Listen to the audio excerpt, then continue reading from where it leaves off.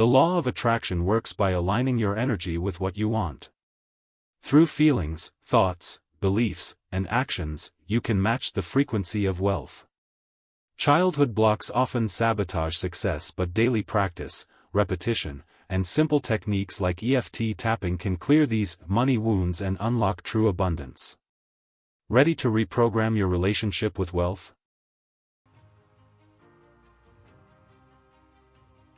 Welcome to the Deep Dive. Today, we have a mission, and it's one that I think cuts right to the heart of daily life for so many of us. Money. Specifically, we are embarking on a really high-level deep dive. We've got a whole stack of material here that treats the law of attraction. Well, not as some kind of mystical concept, but as a structured, almost replicable science. That's the key word, isn't it? Replicable. Exactly. Our focus is all about manifesting wealth and really unlocking our maximum financial potential by understanding these universal rules of energy. That's precisely right. And we're going to be moving past the glossy surface of just, think positive. Right. The sources we've analyzed, they give us this really rigorous framework. It's almost like a technical manual for understanding the physics and maybe more importantly, the entrenched psychology behind why some people get ahead financially and conversely, why so many people stay stuck. Financially stuck. So our goal here is to identify, diagnose, and then provide the actual practical tools to release those deep, often unconscious blocks, the ones that act like these internal barriers against prosperity. And the core of this deep dive, it comes from discussions with experts who've really codified this whole process.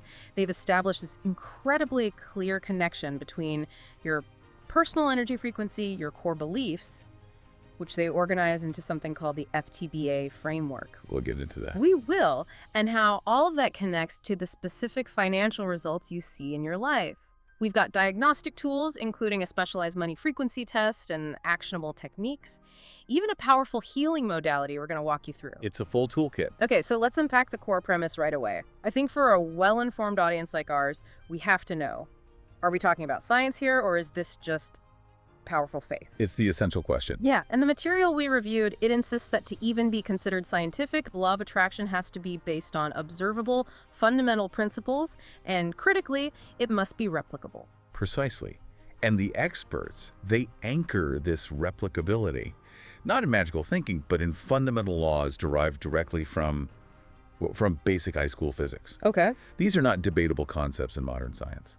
They establish the groundwork for how this invisible energy translates into visible physical results. So give us those foundational pillars. What are they? Okay, so there are three.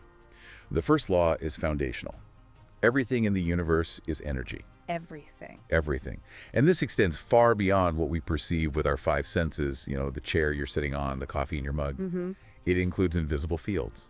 Things like light, gravity, radio waves, the very air around us. Everything, when you get down to the subatomic level, is just in constant motion. It's all vibrating energy. Okay, I think most people, even skeptics, can get on board with that.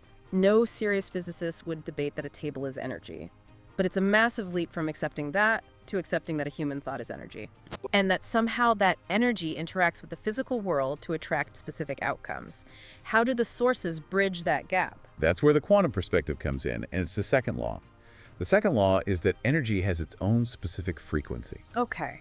So every unique form of energy, a chemical compound, a radio signal, even a specific feeling like joy, or a negative thought like jealousy, it all vibrates at a unique, specific, and measurable frequency. Measurable. Think about brainwaves, right? Our thoughts and feelings are essentially electrical signals in the brain. They're energy patterns. They might be invisible to the naked eye, but they are structured, real energy. So if my thought pattern is a specific frequency, then the third law must dictate the outcome. Exactly. The third pillar is the principle of resonance. Energy with the same frequency attracts each other. It's that simple. If your internal frequency, your dominant thoughts and feelings, matches the frequency of a desired external result, whether that's money, a client, a relationship, They pull together. they resonate and they pull together. If there's a mismatch, the attraction simply cannot occur. They repel each other, or more accurately, they just fail to even recognize each other. You know, the classic illustration of the radio is so powerful here because it uses this established, totally non-debatable science. It's perfect. You tune your radio to 93.5 FM. Now, if 101.1 FM is playing a song you desperately want to hear, you could shout at your radio all day long, you could wish for it, but you will only receive the frequency you are tuned into. The waves for 101.1 are literally in the room with you, but you are not tuned to them. That is just physics working in our environment right now, whether we believe it or not. And what's so fascinating is how the sources link that physical law directly to our internal state. If your dominant internal frequency is, let's say, 93.5, which represents lack, struggle, scarcity, Right. the universe can send 101.1 effortless abundance directly to you, and you literally will not perceive it. Or if you do, you'll immediately sabotage it because your internal receiver is tuned to scarcity. The frequencies don't match. The material then draws this profound parallel between modern physics, culminating in Einstein's E equals mc squared, showing that mass and energy are just two sides of the same coin. Interchangeable, yeah. And ancient spiritual texts. Yes. This part is fascinating. Yeah. Whether you look at the Bhagavad Gita, which talks about how everything emanates from Brahman, this unified consciousness, or you look at the core tenets of Christianity and Islam, speaking of one unified God or Allah. These traditions, they understood millennia ago that everything is fundamentally a single, unified, vibrating energy source. Physics is just now catching up to this metaphysical realization that energy is the fundamental building block of all reality.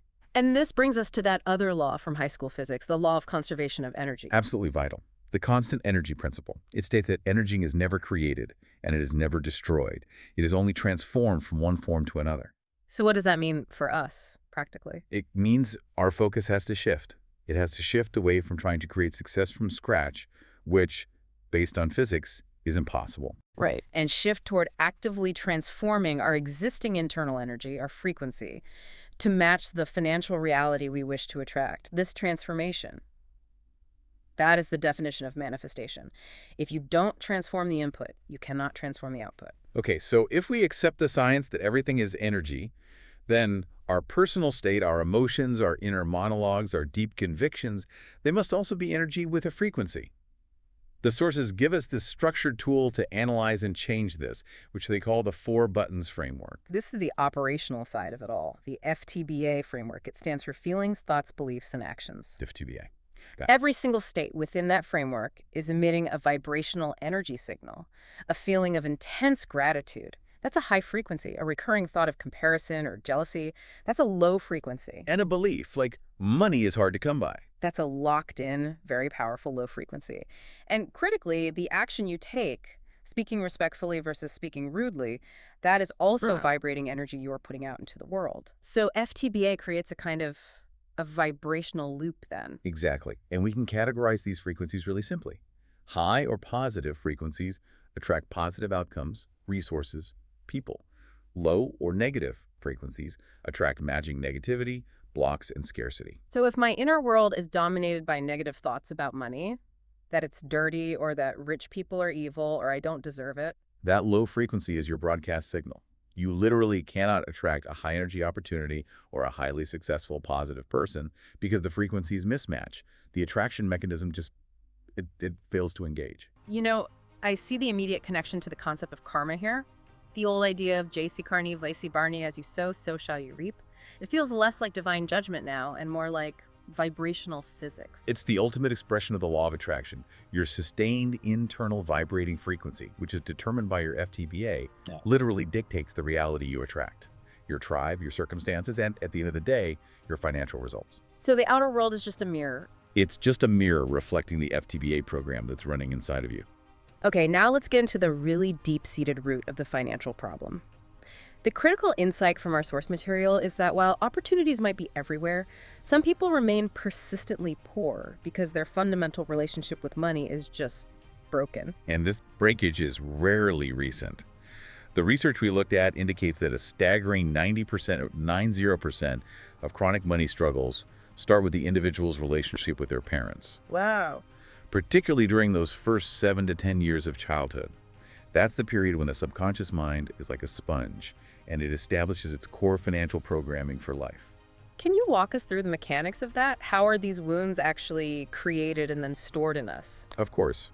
Imagine a child, and their most significant exposure to the idea of money is trauma.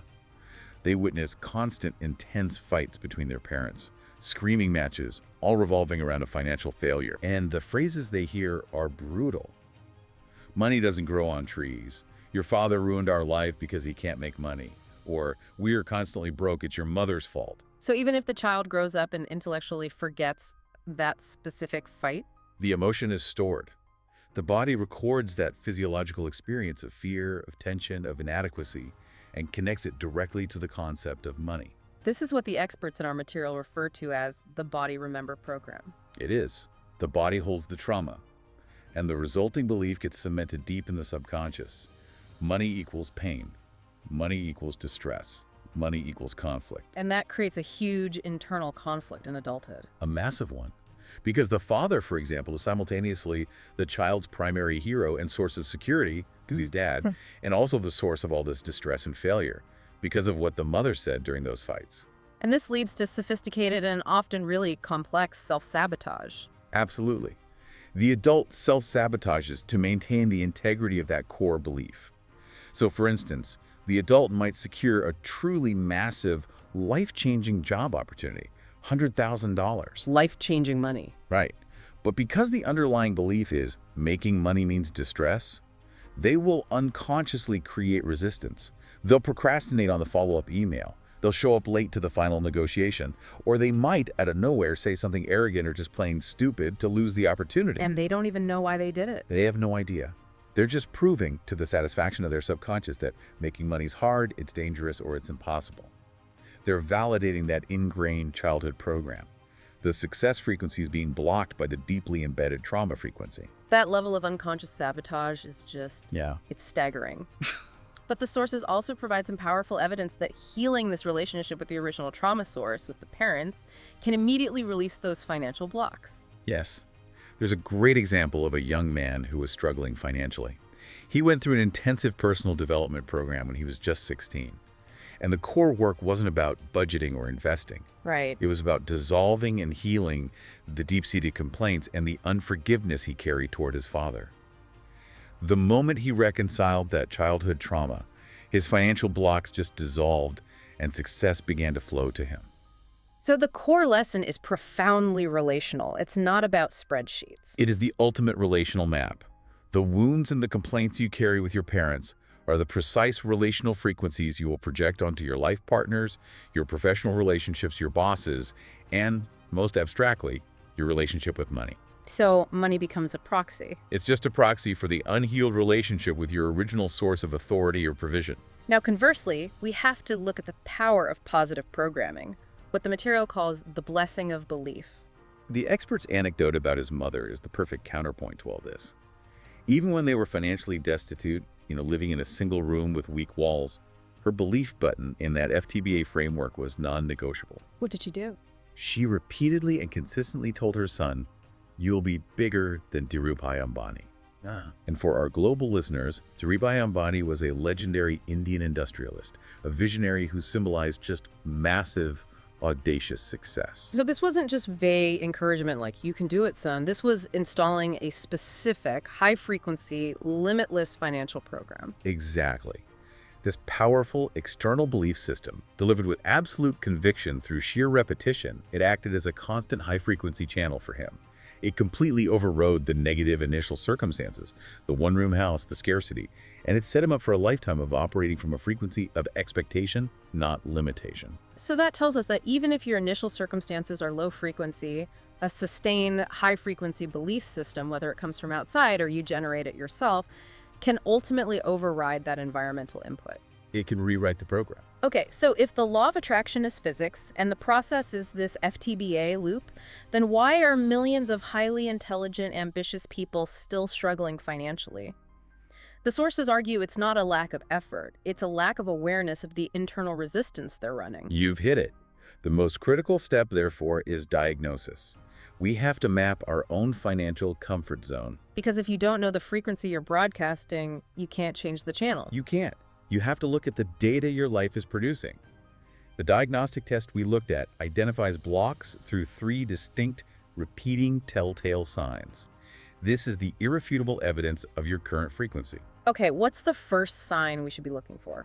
The first sign is your current financial results, or more specifically, your financial patterns. Patterns. Look for the persistent loops that keep you in stasis. Are you constantly experiencing money coming in only to have it instantly matched by a sudden urgent expense? The car breaks down. The car breaks down, a sudden medical bill, an unexpected tax burden. You get a fantastic job, and within months, you're downsized or fired.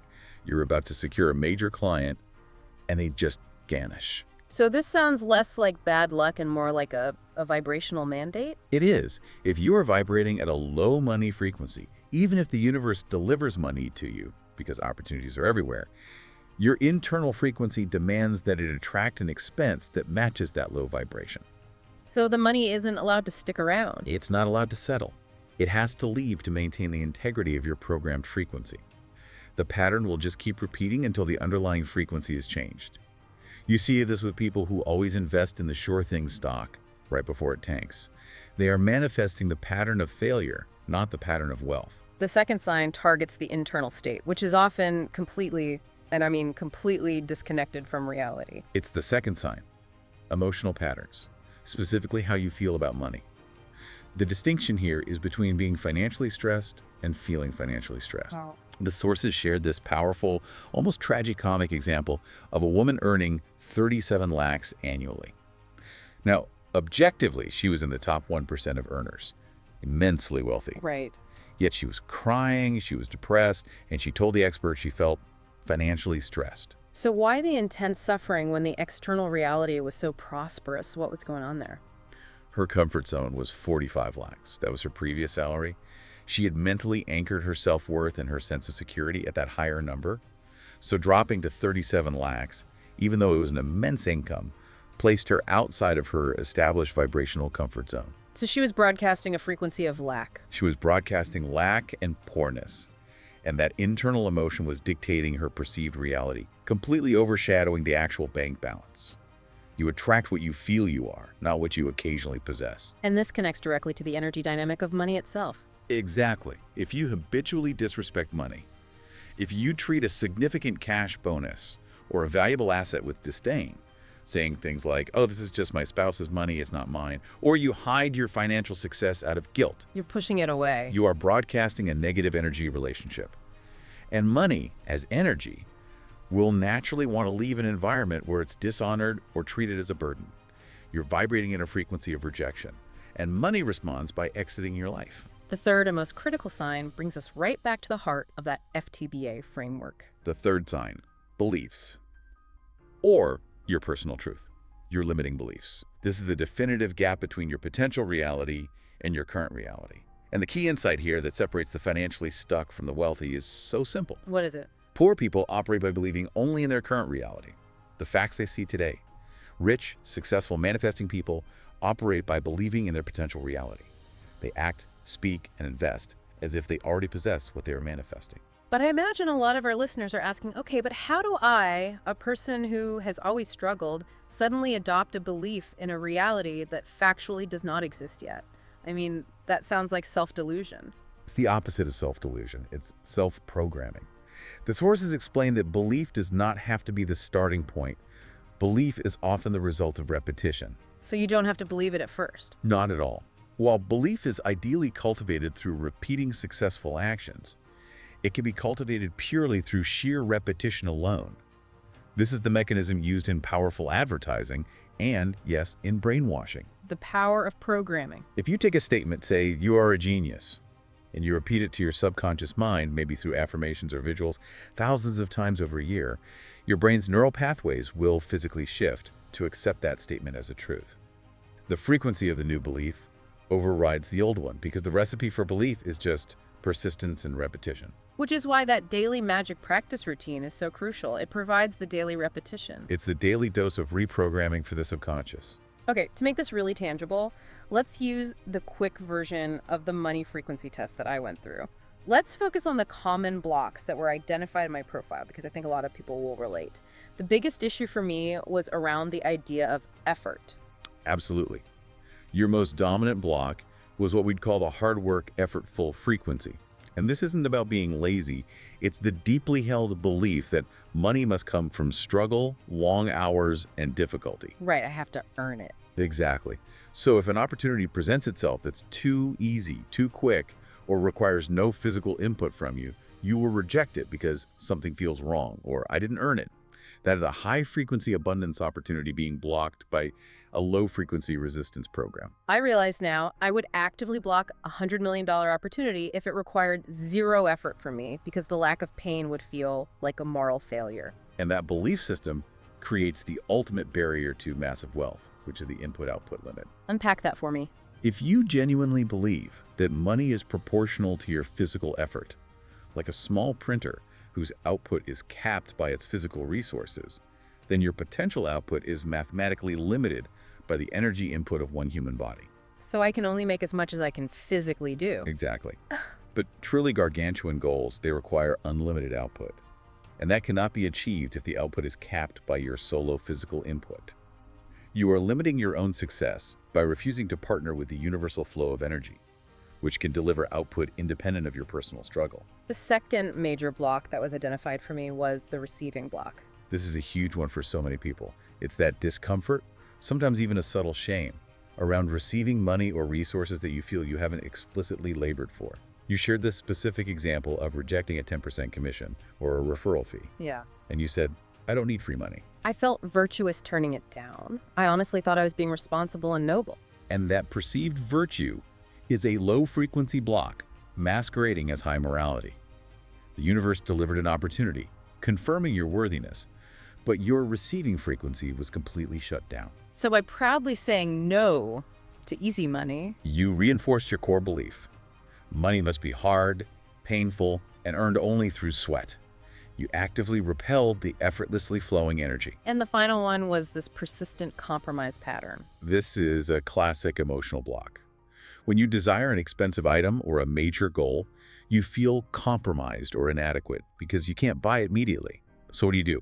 You spend the next year working furiously, running a low negative frequency of lack and strain until you finally earn enough to purchase the item. But the moment you purchase it, a new, bigger goal appears, and the compromise cycle, that low negative emotional frequency, starts all over again. So while I'm physically working hard for a whole year, I'm just vibrating at a frequency of lack, compromise, and struggle. Exactly. And that persistent negative background frequency doesn't just impact your financial life, it delays success in every area. Your big creative project that should take 1 month suddenly takes 10 months because your energy is committed to hard work and compromise. You unconsciously manufacture resistance across your entire life to validate the emotional pattern you're running. So after going through all this, the purpose of the money frequency test is absolutely not to know how much money you can make. No, not at all. The purpose is far more targeted. Oh. It's to show you with crystal clarity exactly how much money and how many opportunities you're actively stopping from entering your life right now. Wow. And once that block, that specific unconscious program, is identified and brought into the light of awareness, it loses a massive portion of its power. So awareness is the first step. Awareness is huge, but it's often not enough, especially for those who score really high on the test for negative emotional patterns. The sources show that many people operate between 60 and 90% negative emotional frequency when it comes to money. That high. And if the score is that high, you need tangible physical techniques to actively release the blocked energy, not just intellectual awareness of it. Okay, so let's start with the daily foundation, the structured routine that's designed to maintain a high vibration consistently. This is the daily magic practice, or DMP. It's a simple 6-step morning-to-night routine structured to program your subconscious and maintain a high financial frequency throughout the day, which minimizes the impact of any negative triggers you encounter. Okay, lay it out for us. Step 1, morning gratitude. Immediately upon waking, before you check your phone, before you engage with any external stimuli, you list 10 random things you are grateful for. Why random? It has to be random. Not the same 5 things every day. This forces your brain to actively scan your present moment for positive input. It instantly elevates your vibrational frequency from a sleepy low to an alert high. Okay, simple enough. What's next? Step 2, magic water. This is an intentional act of charging your physical self.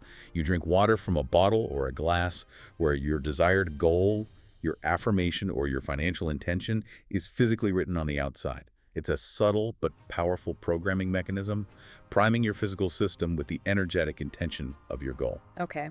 Step 3, vision board and affirmations. You spend dedicated time looking at your vision board and reading your affirmations out loud. And these affirmations, they have to cover all areas, long-term, short-term, for health, relationships, career, and money. This is the moment you set the vibrational expectation for the day. You are consciously instructing the universe what frequency to match. Right. Now what about when the day goes off the rails? That's step 4. Cancel. Cancel. This is the crucial real-time frequency correction tool. Throughout the day, the moment a negative thought, word, or judgment about yourself or others slips out like, I'm so broke, or that boss is an idiot, you immediately say out loud if you can, cancel, cancel. It's like a verbal reset button. It interrupts the low-frequency broadcast before it has time to take hold and attract matching negativity. Love that. Okay, step 5, Ho'oponopono. As the day winds down, this Hawaiian practice is used to neutralize emotional debt. It involves using 4 simple statements: I'm sorry, please forgive me, thank you, I love you, directed internally toward the negative emotion or toward the person or event that caused you distress. This releases any negative experience that happened, ensuring you don't carry that low frequency into your sleep. And the final step. Step 6, evening practice, the final act of programming. It happens before sleep, ideally around 9 or 10 p.m. You repeat your daily magic practice, specifically reading your affirmations again. The subconscious mind is most receptive right before sleep, so you're effectively programming your deep state for 8 hours with a high positive frequency. There's a vital note on affirmations that the experts really stress. Effectiveness hinges on genuine connection. They're most powerful when you recite them in your mother tongue or your core language. Absolutely. The vibrational match is exponentially stronger. If you're using, say, clinical English words that don't evoke deep emotion for you, the impact is minimal. But if you use the familiar vocabulary, the language of your heart, the body connects better, and the frequency shift is immediate. And we saw the profound result of this in the source material. Yes, the anecdote of the young man who was contemplating suicide. He adopted this routine and used affirmations in his regional language. He not only stopped his tragic plan, but found the internal frequency shift to pass a difficult exam and start a successful career. The body needs to feel the language. Okay, now let's move to the technique that accelerates deep healing and block removal. This is especially for issues like my entrenched receiving block. Let's talk about emotional freedom tapping, or EFT. This is where the science gets truly fascinating. EFT is a powerful, fast-acting technique based on the science of the body's energy meridian system. It's the foundation of traditional Chinese medicine, like acupuncture and acupressure. We established that negative feelings, like the shame or discomfort around free money, are energy that gets blocked. And these blocks aren't just emotional concepts, they are physically manifested in the body. They're physical barriers. When you experience trauma or intense negative emotion, that energy gets trapped or blocked in the body's meridian points, and it causes the associated cells and tissues to become rigid. Tapping on these specific meridian endpoints literally releases that blocked, stagnant energy. It's like draining an emotional abscess. So let's apply this directly to my block, that 9 out of 10 resistance I had to receiving unearned money. How do you prepare the mind for this kind of release? The process starts with what's called the 3-step setup statement. Yes. This is critical for acknowledging the block while maintaining high self-love. You tap firmly but gently on the side of your hand, the karate chop point, Okay. while repeating this specific formula 3 times. Even though I feel your negative emotion, I love and accept myself exactly the way I am. So for my issue, I would say, even though I feel resistant and almost ashamed to receive money that didn't come from hard work, I love and accept myself exactly the way I am. Precisely.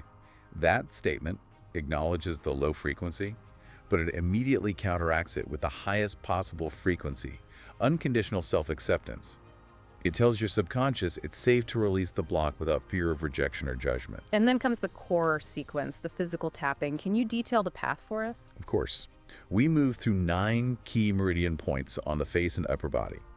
You tap about 7 times on each point while repeating a focused releasing statement. The points are, first, the beginning of the eyebrows, Got it. the side of the eyes on the bone, under the eyes on the cheekbone, under the nose, the chin point, and that little indentation. Then the collarbone, just below the indentation, under the arm, about 4 inches below the armpit, and finally, the very top of the head, the crown center.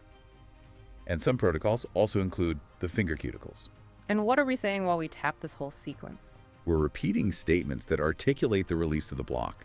So for your receiving issue, the releasing statements would be things like, releasing this need to struggle for money. I choose to let go of this resistance to easy wealth. I am willing to receive money effortlessly now, and I deserve this free money. We performed one full round of this technique during our prep for this, and I remember rating my resistance at a solid 9 out of 10 beforehand. It was a physical feeling of no. And after that single round of tapping, your resistance immediately dropped to a significantly lower, almost confused level. You weren't even certain of the block anymore. The emotional charge had been dramatically neutralized. It was bizarre. And that just illustrates the speed of EFT. While intellectual awareness might take months or even years to address the root of that shame, EFT physically clears the energetic blockage, making the shift from a 9 to a 0 resistance possible in minutes. You change the energy, and the belief the B in FTBA has to follow. So the integration of this internal work tuning, our FTBA frequency, clearly leads directly to external results. For our listeners in business or those seeking career advancement, matching their frequency means attracting the ideal clients, higher level opportunities, the dream job where they are genuinely valued. It's pure physics in application. The world is saturated with opportunities. You can think of them as hundreds of radio waves moving through this space right now. If you're tuned to scarcity, you only perceive scarcity. You have to adjust your dial, your frequency, to receive the one you want. So the opportunity doesn't magically appear. No, you simply become aware of and align with the one that was already there all along. The source material is just full of these success anecdotes proving this rapid transformation once the frequency shifts. Oh, absolutely. We heard the story of the individual who quit a stable job at Infosys, failed 12 consecutive interviews, yet after committing to these frequency techniques, he landed a completely new, better job in just 7 days. The external reality had no choice but to shift to match the internal change. Or the friend whose US visa was rejected twice, meaning the probability of a third approval was minuscule. But after dedicated use of the techniques, the approval came instantly on the third try. And the highest stakes anecdote we reviewed really underscores the immense, potentially life-saving power of shifting frequency. The story of the lady in the US facing just overwhelming financial and emotional collapse. She had made the tragic decision to commit suicide with her 2 young daughters. She was actually driving up a hill to complete the act. Unbelievable. And due to a momentary distraction, her daughter started watching one of these deep dives on her phone. The content resonated. The mother pulled over, watched the instruction for hours, reversed her car from the hill, dedicated her last resources to the course, and radically changed her life. She is now financially stable and working as a healer herself. So when the frequency changes dramatically enough, Even destiny bends. that just demonstrates how powerful that feelings button in the FTBA framework truly is. Okay, let's address a complex concept now. The relationship between traditional karma and modern manifestation.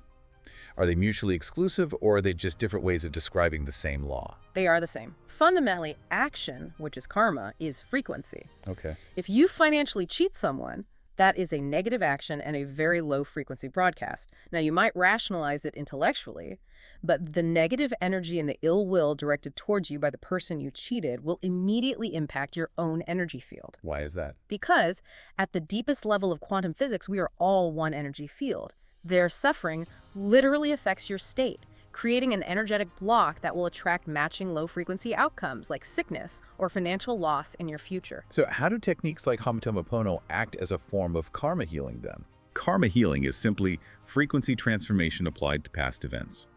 Techniques like Ho'oponopono are essentially sophisticated tools for hacking the negative information or the memory stored within your body remember program. So you're changing the past's energy. You're changing its frequency in your body now.